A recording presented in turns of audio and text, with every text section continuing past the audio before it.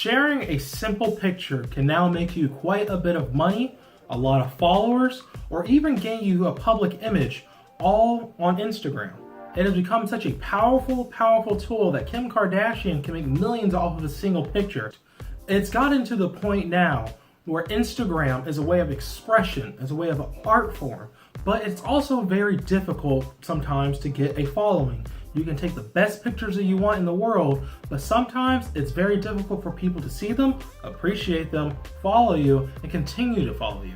So in this video, I'm going to give you 7 simple steps that you can use to grow your Instagram account. Now, step number 1 is quality. That is the most important thing when it comes to Instagram. You have to think about it this way. When you see Instagram pictures, you will see multiple artistic, beautiful, professional pictures, and then you will see a few pictures where it looks like they took it somewhere in a cave or it's in their bathroom and you can barely see what's going on. Now, the thing is too, while quality is very important, quality is not always king, is not always the determining factor of your success or your non-success. And what I mean by that is I've seen pictures where you can tell it was with an expensive camera, good lighting, coloring, everything, but there's really not much engagement to the picture. Then you can see someone took it on their iPhone and it looks great. It's not the most like over-stunning professional picture, but they have like 7,000 likes and 300 comments and their followers have increased by like 200 within the last day. And when it comes to your quality, it's very easy to forget that just because you took that picture and it looks great now, see what you can do to adjust things. One thing you can do is download Adobe Lightroom CC for your mobile phone, like Android and Apple, and Photoshop. I don't really use Instagram filters often because I find them to be a little bit lacking in terms of the quality I'm seeking. And with that, I downloaded Lightroom. It allows me to adjust the settings of the light, the color, and everything else. Photoshop has, I think, a little bit better filters if you are going to use them. They're a lot more adjustable in terms of how your picture will look. And then that way you can kind of set a tone to your pictures as well. If you like blues in all your pictures, like you wear a blue dress, or you like the blue sky, maybe highlight the blue a little bit. That way you can develop a quality theme or a look throughout your page.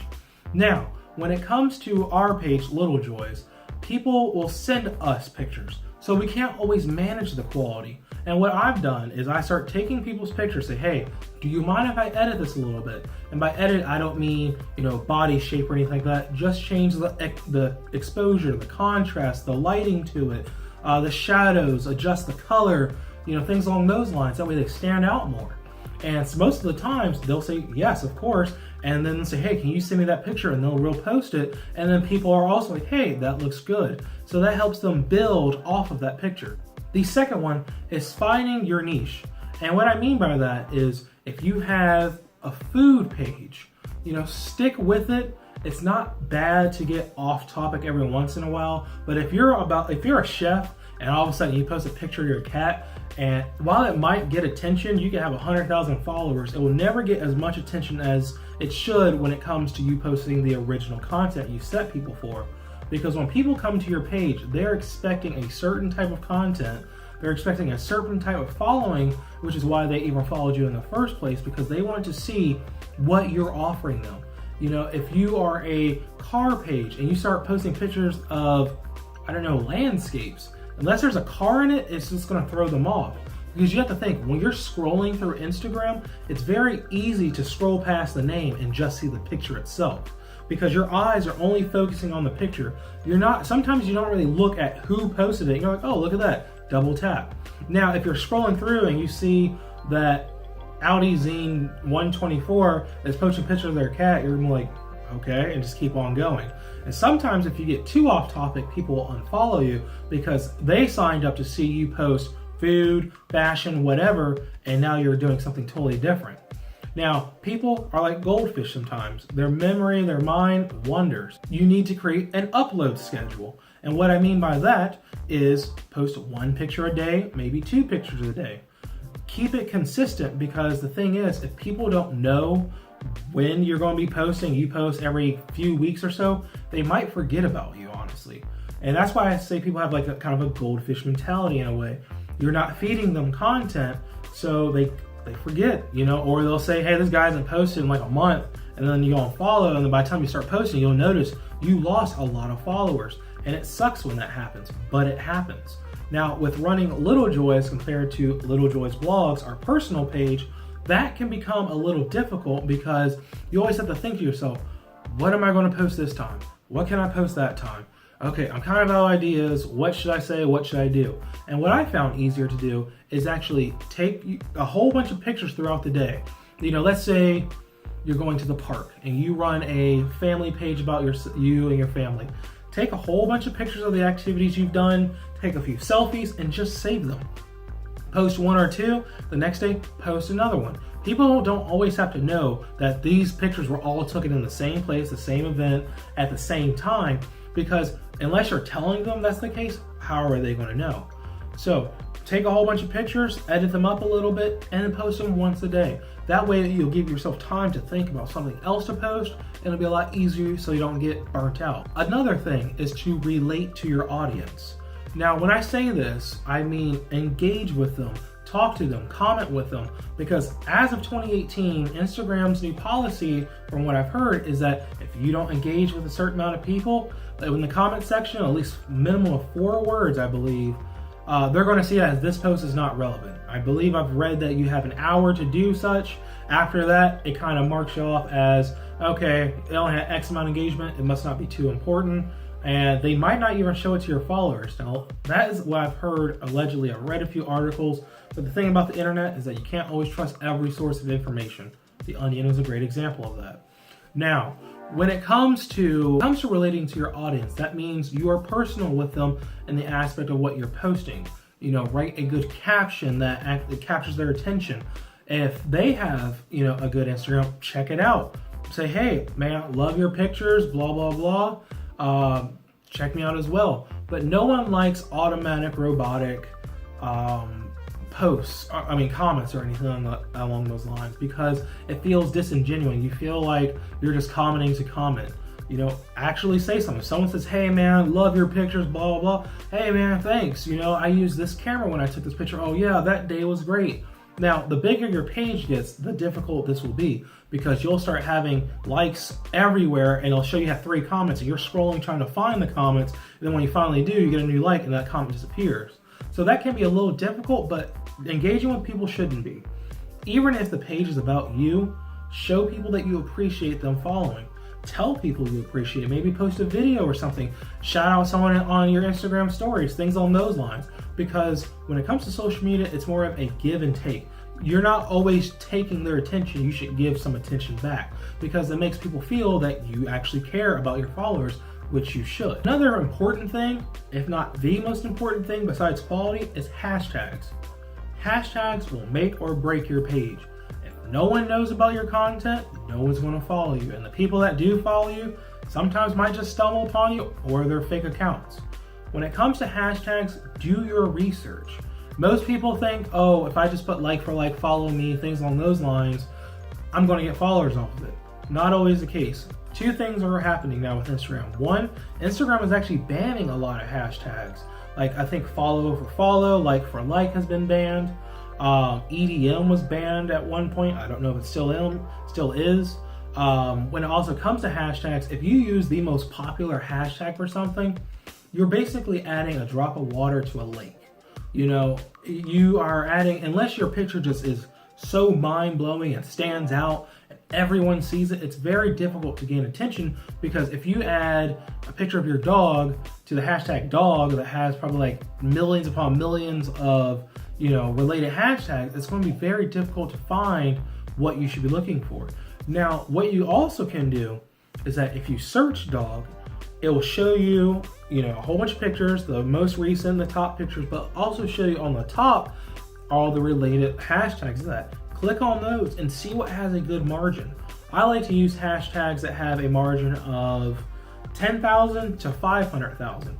Now, the million ones, I will throw in maybe 3 or 4 of those, 5 at the very most, because you can actually have up to 30 hashtags total.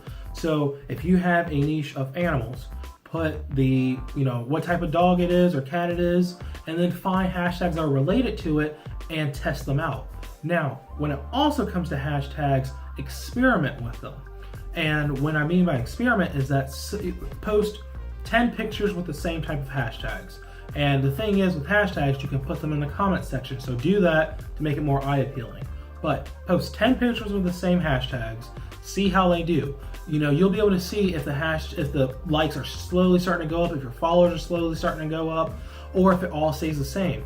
Then go through and say maybe take out 15 of them and try a different set. And another thing when it comes to experimenting with hashtags is to steal hashtags. Look at what a page that's related to your content is posting. Look at a few of their posts and see, are they using the exact same hashtags? Now, of course, remove the related hashtags to their posts. Like let's say they posted a picture of a woman named Allison. If you're not posting anything that has anything to do with Allison, of course, take that out. But an easy way to copy someone's hashtag is to go on their profile, hit those 3 buttons that you see on the top right corner, go down to copy link. Take that copy link, go to Google Chrome or whatever internet browser you use, post it there, and then just highlight the hashtags, copy them, and try them out. You'll be surprised that people actually start to discover you more, and there's a reason why they're using those hashtags. And what I also like to do is I will save hashtags, archive them on my phone. That way I can try out a different set, because Instagram does keep track of spam in a way. If they feel like you're just spamming the same thing over and over again, eventually what they do, they might shadow ban you. I've heard of that before. I don't know if it's 100% true, but with shadow banning, that means you're like, man, I used to get 2,000 likes on stuff. Now I'm barely pushing 100. What's going on? You'll click on a hashtag that you always post on. You'll see on the recent, you're like, where am I? And you're not there.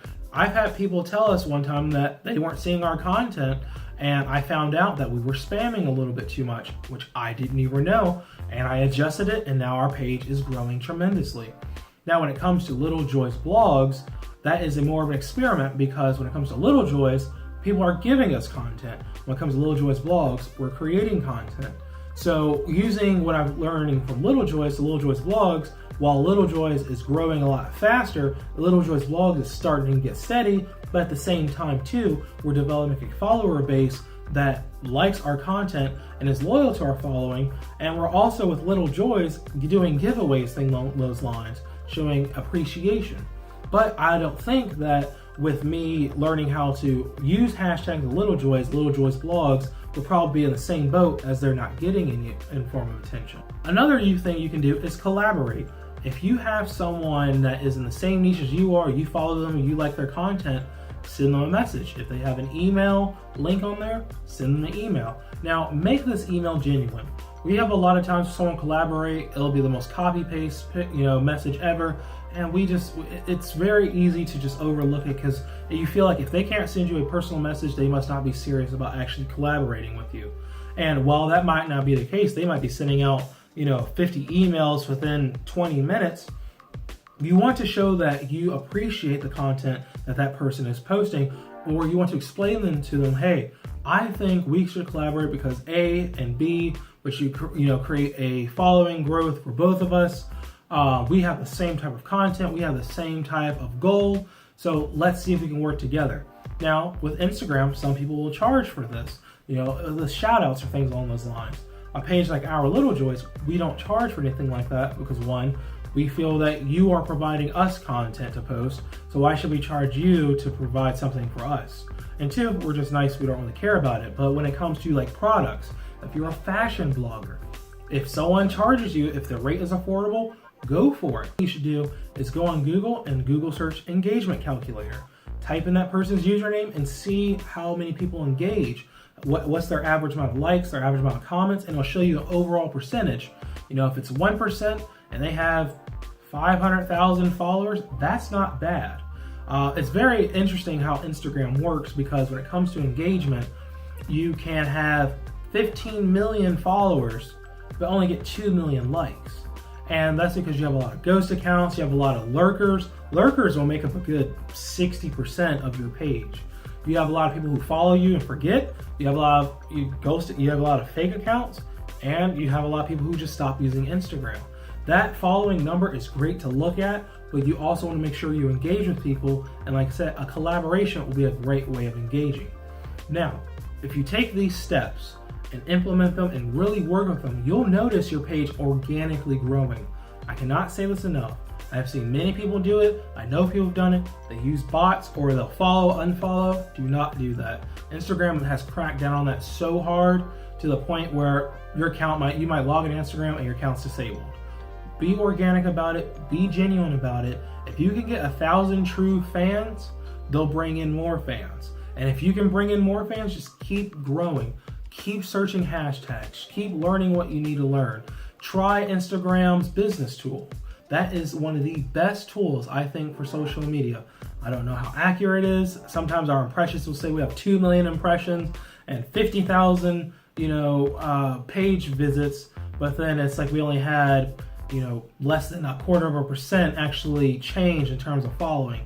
But it's a great way to see how your analytics work. What are the best times you post? When are the times your followers are most engaged? What days are your followers most engaged? When do they engage on certain aspects?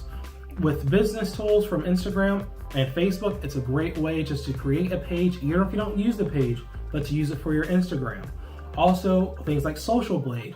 You'll be able to see exactly when, if you posted a picture and you had 100 people unfollow you with it like 3 days ago. It's a great way to see exactly what that picture was. Was it controversial? Was it different from your typical content? What was it that made people unfollow? And either A, adjust your content accordingly, or B, delete it. But keep track of your analytics. It's very easy to lose a lot of followers by going off topic. With our page, Little Joy's Blogs, I'm still learning in terms of how to develop a certain niche and certain content that will slowly adjust with our page. Because there's a couple times where I'll post a high quality picture and then a relatively low quality picture, and the likes are very uneven. And what I'm actually doing now is that I'll be getting a new camera and posting nothing but high quality pictures all throughout. And then also, when I don't know what kind of content to post, I post 2 pictures of our own, 1 picture that is unrelated in terms of I did not take the picture. Typically, it's just a quote or a saying. It's a very easy way of expressing yourself. It's a very easy way of figuring out what to post next. And if you post one of your pictures, another one of your pictures, in that picture, if you keep repeating that, what will happen is you'll see a theme starting to develop. That way, even if your content's a little bit scattered, it might be a great way of showing some form of organization. If you take a whole bunch of colorful pictures and then you kind of mix and match them everywhere, when people scroll through, it doesn't look as appealing to the eye. Which brings me to my next point: don't have a private account. If you're trying to grow your Instagram, having a private account does not help. And the reason being, with our page, I've noticed, if you have a private account and we give you a shout out, we've noticed that your following won't really increase that much because, like I said, Instagram is all about how it looks to the eye. If you post a picture and it's beautiful and stunning, but no one can see it unless they follow you, some people see that as too much work and they just won't. But if you can have your page unprivate and have people see exactly what they're going to get themselves into, your followers will shoot up just like that. I recommended that to one of our followers when I gave her a shout out. She did it, and she gained like 2,000 followers. Now granted, what's also happened is that I'm not saying we gave her 2,000 followers, but people saw her content, other pages started shouting her out, and people were drawn into it. They will click. You will be surprised how many people actually click your tags, look at what you have, and they go, and just keep on going. But if you can show people what they're going to get themselves into, that'll be a great way to have them follow you. Now, that's it for this video, guys. If you have any comments, let me know below. What ways did you increase your Instagram following? Let me know, subscribe, and check out Little Joy's. We promote family content over there: maternity, postpartum moms, dads, babies, kids, everything family related. And if you have products that you like us promote too, email us and we'll take care of it that way. If you want to follow our own personal journey, it's over here at Little Joy's Blogs. Over there, we talk about our journey as we're trying to become parents, which is pretty ironic since we own a family-oriented page and we're trying to start a family ourselves. But that'll wrap it up for this, guys. Take care.